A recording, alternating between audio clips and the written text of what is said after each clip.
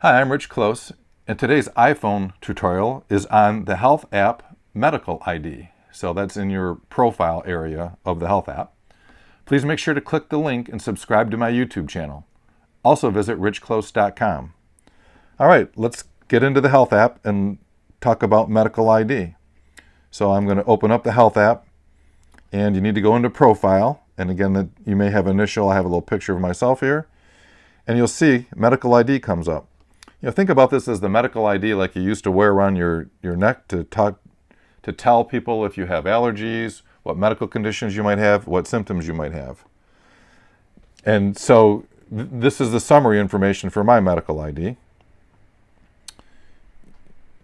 Shows you a picture of yourself, what conditions you might have, what allergies, what medications you're taking, what's your height, weight, language.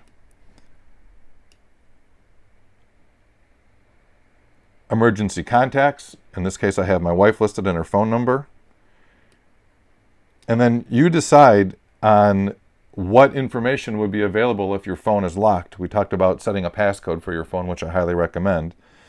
So I have emergency access is allowed when the phone is locked, and share it during an emergency call. So again, that will send my information to emergency services from my medical ID.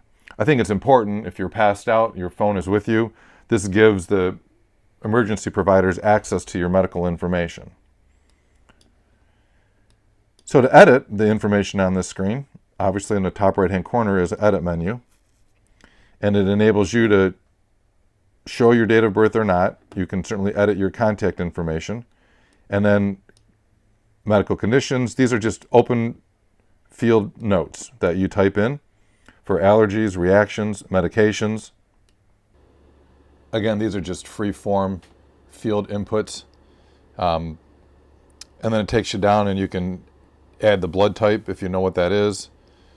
Do you want to be an organ donor? Your weight, your height, your language. And there you have it. That's how you update the information in your medical ID.